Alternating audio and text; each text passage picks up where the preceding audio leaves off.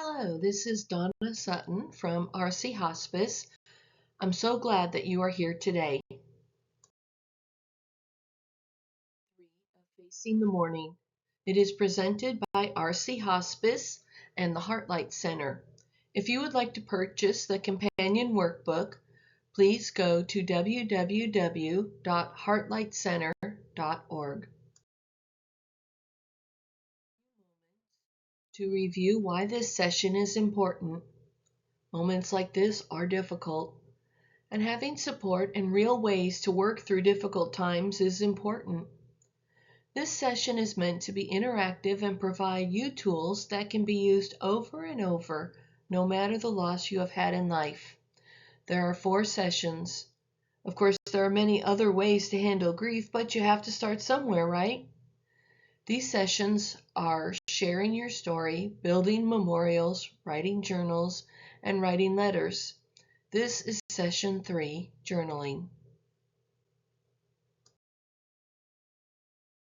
Some of the goals that we hope to achieve with these sessions: to work through 4 ways to express your grief, allow you to feel your feels and share your pain, to confirm that your grief is normal and a part of this journey, to learn how to live with the loss you have experienced and find ways to cope with it each day.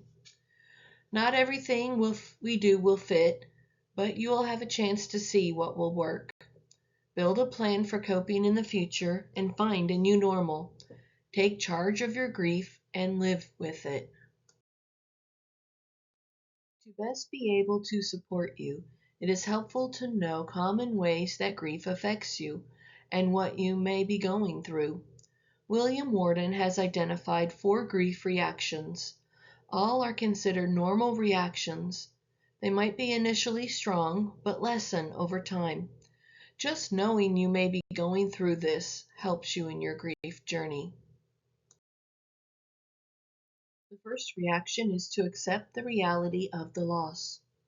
This first task can be both simple and complex. There are basic ways one can accept the reality of loss: going through the rituals of funeral or memorial, beginning to speak about and think about the person in past tense, etc. On a more complex level, there is accepting the reality of the significance of the loss. For example, one may speak to someone in past tense and accept their death, but may downplay the significance of their relationship with the person, denying the impact of loss will have. On a basic level, they may have accepted the reality of the loss, but on a deeper level, they will not have accomplished this task until they have fully accepted the depth of the relationship and correlating impact. Another common struggle with this task is around acceptance of the mechanism of the death. A death by suicide, overage, or other stigmatized death may present challenges to accomplishing this task if family or friends are unable to acknowledge or accept the reality of how the person died. The second task is to work through the pain of grief. This may sound extremely broad because, well, it is. But that isn't a bad thing. Rather than attempting to identify all emotions of grief that one may experience and need to work through, Worden's model acknowledges that each person and each loss will mean working through a range of different emotions, from sadness, fear, loneliness, despair, hopelessness, and anger, to guilt, blame, shame, relief, and countless others. There are many emotions a griever contends with. What is important in this task is acknowledging, talking about, and understanding these complex emotions in order to work through them. The danger, of course, is denying one's feelings and avoiding them. This tendency can be exacerbated by society's discomfort with the feelings that accompany grief. So the griever may feel like they shouldn't feel or acknowledge these difficult emotions. The reality is, it's okay to acknowledge them. The third task is to adjust to an environment in which the deceased is missing. Warden acknowledges that this task can also mean very different things to people depending on the relationship of the person who has died, as well as the roles that are impacted by the loss. This readjustment happens over an extended period of time and can require internal adjustments, external adjustments, and spiritual adjustments. It may take a significant period of time just to realize the different roles their loved one performed or internal and spiritual adjustments that are required. This can be especially difficult for widows who may need to learn a wide array of new skills and tasks ranging from bill paying, parenting, and taking care of the home, to environment changes such as living alone, doing things alone, and redefining the self without the other person. This can also mean adjusting to new spiritual environment, which may have been changed by the experience of death. This task requires developing the necessary skills to move confidently forward in the altered environment, internal, external, and spiritual. The fourth task is to find an enduring connection with the deceased while embarking on a new life. The idea of task 4 is this: to find an appropriate ongoing connection in our emotional lives with the person who has died while allowing us to continue living. Like the other tasks, this can mean varying things to various grievers, but it often means allowing for thoughts and memories while beginning to meaningfully engage in things that bring pleasure, new things, or new relationships. For Warden, not accomplishing this task is to not live. It is a sense that life stopped when that person died, and that one is not able to resume life in a meaningful way, with a different sense of connection to the person who has died. This last task can take a long time, but be one of the most difficult to accomplish. But you can find a new life.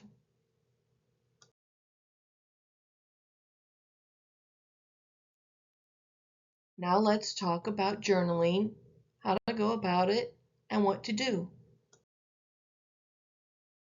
I find it's helpful to talk about how journaling is defined and what it means.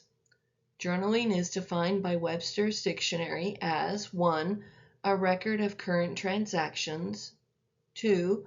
An account of day-to-day events, or 3. A record of experiences, ideas, or reflections kept regularly for private use. So what is a journal? A journal is a place to write private feelings. It also is a measure of progress, as well as a place to see how far you have come once you have been writing regularly. A journal is a place to express feelings that are too painful to share, or perhaps you are not ready to share. A journal can also be a friend. There are a lot of different methods for journaling, a lot of different places you can keep your notes. But the important thing is that you carry the journal with you so you can jot thoughts down, whether they're happening in the morning or after an afternoon meeting or in the evening when you sit down to rest. Just want to remind you that a journal can be a paper book, a computer program, an app on your phone, whatever makes sense for you. It can be written, and it can also be one that you make voice recordings. Be sure to set aside uninterrupted time to record dreams. Begin journaling by writing rapidly for 5 to 10 minutes without lifting the pen from the page. That way you can connect with your subconscious thoughts. Be sure to date and time each entry so when you're ready to read the journal in the future, you'll know what day it was, and you'll be able to track the time of day you are having certain feelings. Maybe when you journaled at dinner time, you see a pattern of being at a place where you really miss your loved one because dinner was a significant event for both of you. Sequential journaling allows you to see the progress from then to now. Journaling seems like a lot of work, but it really is important. And I'd like to go through some thoughts as to why it's important and how it can help. Journaling can be an opportunity to be alone, and it can focus you, especially if you are really busy. It can be an opportunity to express yourself and your feelings. It helps prepare your thoughts for counseling that you might be going to. It can be a measuring tool to show personal progress. Journaling can help show you your strengths and your weaknesses. It can help improve your ability to cope. It can build self-esteem. It's a safe place to unload thoughts in your mind to keep it clear. Write down lists of things that you want to explore maybe later in the future or in future journal entries. It is a safe place for you to lash out. It's a place to memorialize lists or describe fears that you might be having. It's a place to keep lists of many different things you're afraid of, things that seem to trigger you, things that you want to explore in further entries. It's a place to hold personal thoughts. You can write about loneliness there. It's a place where you can savor the moment, a place where you can show excitement because you recognized a moment of growth. It can become a soulmate because you can tell your journal anything. A place to show beliefs. A place to express feelings towards others without conflict. Say what you think, and you don't have to worry about what happens. A place to track monthly emotional swings. A place to anticipate an upcoming event that will trigger grief, such as an anniversary, a birthday, or a special holiday.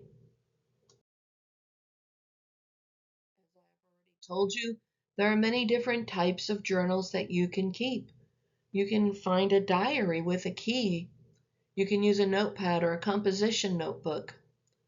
You can write in the notes area of a calendar. You can use a software product. There are so many out there. You can use an app on your phone or tablet.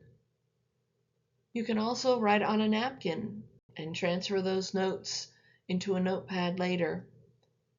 The thing is finding something that works for you and continuing to use it. You're never sure how to start a journal entry. So here are some thought triggers that might help you ease into getting started. Start by just saying, "Dear," who are you writing to? Yourself? A deceased child? Your spouse? Today I. Maybe you could use "I was really angry with," or "I did it for the first time." What I am afraid of. Tomorrow I will try to. The kids hit a milestone today. After my counselor appointment today, I know the days are getting better because I don't think I can make it anymore. Today was especially hard because it's amazing what a new day can bring. Getting up and dressed this morning, Journal entries are for you. They can take any form you need to express yourself. Journal entries can be complex or simple. They can be written happy or sad. They can be written nice or angry. They can be direct or they can be indirect. You can write incomplete sentences or just fragments. They can be good or bad, long or short. They can be black and white or full of colorful language.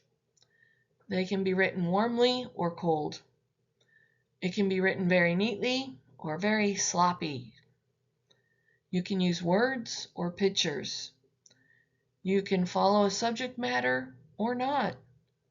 Maybe there's a series of pictures you want to draw. Maybe you're going to spend a week just writing poems how you feel. Maybe you just leave the page blank, representing that day you needed space, or you were spending that time in prayer. Anything that you do is fine and a wonderful way for you to express yourself. Much easier to come up with excuses for starting something new, especially something that could be so personal and potentially painful. But journaling can be a very powerful tool. If you find yourself trying to talk yourself out of journaling, maybe one of these solutions will talk you back into doing it. If you have an excuse for not journaling, such as, I just don't have the time, the solution is to make the time. 5 minutes of your day, that's all you need. You're embarrassed to write a journal, but no one is reading it, so why not? You don't know what to write. Read the journaling thought triggers that we had just gone over. One of them may spark a series of journal entries for you. It just hurts too much to journal. But journaling will help let go of what's in your head and heart and put it down on paper, somewhere safe for it to live. Some helpful hints for journaling. For every lash out entry you write, try to write a positive note too. And follow that up with allowing you to release hostility yet end with something uplifting. Be sure to read your journal a couple times a month, because this will show your healing progress, how you're coping with your fears, how much stronger you're becoming. Make a list of questions. You might want to list, why is this death so hard? Or why don't I have support? When you answer those questions, you'll see how the answers vary and how maybe you are getting the things that you didn't think were there. Write stories about your loved ones. Write how you met, funny stories, what you liked the most about the person, what made them smile. It'll be a way of memorializing and remembering how special they are.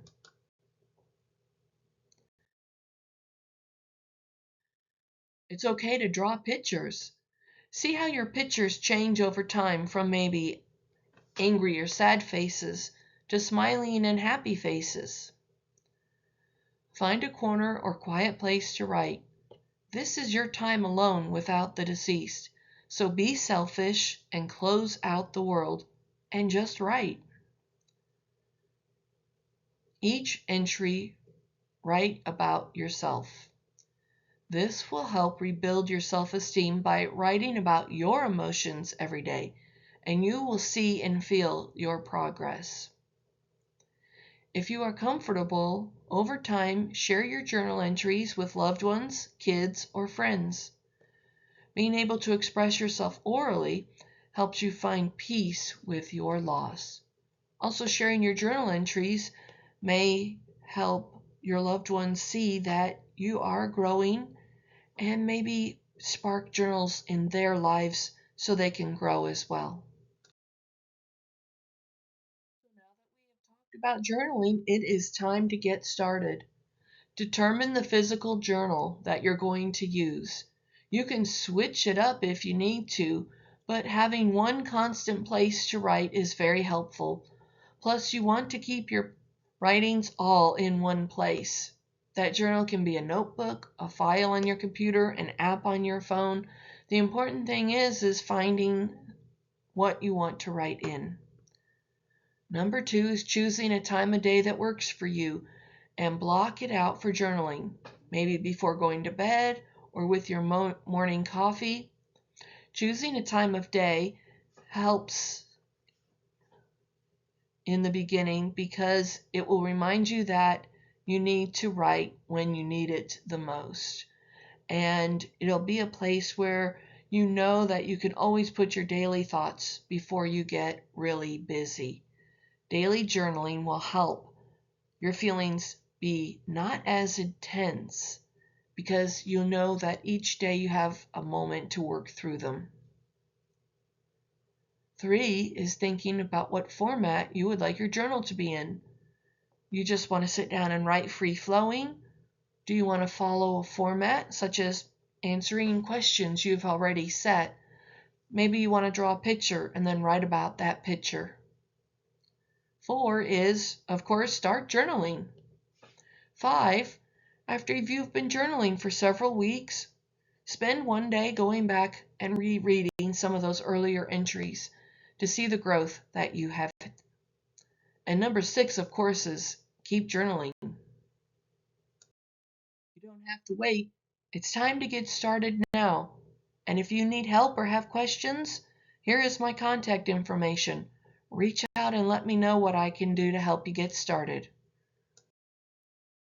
Here's a list of the resources I used in creating this session today. Thank you so much for being here. I hope that these thoughts and suggestions will help you get started journaling. And of course, if you need anything, please reach out to me. Here is my contact information. I'll be more than happy to talk with you. Thank you for being here today.